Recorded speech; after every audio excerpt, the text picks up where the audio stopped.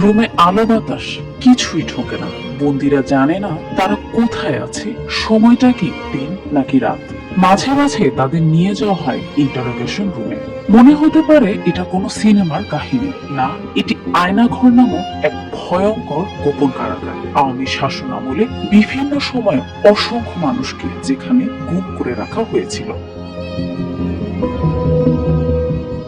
Human rights watch 2021 সালে Where No Son Can Enter, a Decade of Enforced Disappearances in Bangladesh নামক 57 পৃষ্ঠার এক প্রতিবেদন প্রকাশ করে। প্রতিবেদন অনুযায়ী 2009 সাল থেকে 2021 সাল পর্যন্ত 600 জন গুমের শিকার হয়েছেন। এর মাঝে মারা যান প্রায় ডজন খানেক মানুষ।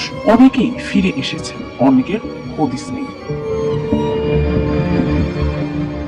গত 6ই আগস্ট প্রায় 8 বছর পর আয়নাঘর থেকে জীবিত ফেরত এসেছেন প্রয়াত জামাত নেতা মীর কাসেম আলীর ছেলে ব্যারিস্টার আহমদ বিন কাসেম আরমান এবং অধ্যাপক গোলাম আজমের ছেলে ব্রিগেডিয়ার জেনারেল আব্দুল্লাহিন আমান আল আসমি। হিউম্যান রাইটস ওয়াচের প্রতিবেদন অনুযায়ী 2016 সালের 9ই আগস্ট ব্যারিস্টার কাসেম আরমানকে এবং 23 আগস্ট ব্রিগেডিয়ার আজমিকে তুলে নিয়ে যাওয়া হয়। তারপর তাদের গুম করা হয়। জানা যায় ভয়ঙ্কর এই কারাগার আয়নাঘরের অবস্থান ঢাকার সামরিক গোয়েন্দা সংস্থা ডিজিএফআই এর সদর দপ্তরের ঠিক পেছনে।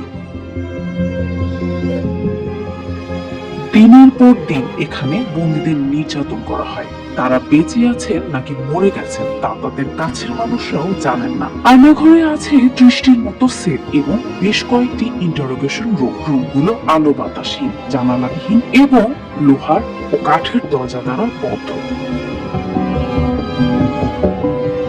আয়নাঘরের রুমে পাওয়া যায় বহু মানুষের লেখা, যারা এক সময়ে এই বন্দিশালায় ছিলেন কিন্তু এখন নেই।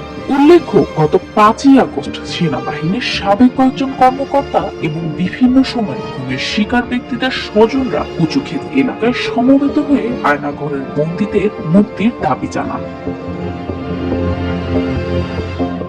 সম্প্রতি আন্তর্জাতিক মানবাধিকার সংস্থাগুলো এবং জাতিসংঘ বাংলাদেশ সরকারের উপর চাপ দিচ্ছে গুম হওয়া ব্যক্তিদের মুক্তি এবং গুমের পেছনের দায়ী ব্যক্তিদের শাস্তির ব্যবস্থা করার জন্য। এই দাবি আরো জোরালো হয়েছে ব্যারিস্টার কাসেম আরমান এবং ব্রিগেডিয়ার আজমির আসার পর।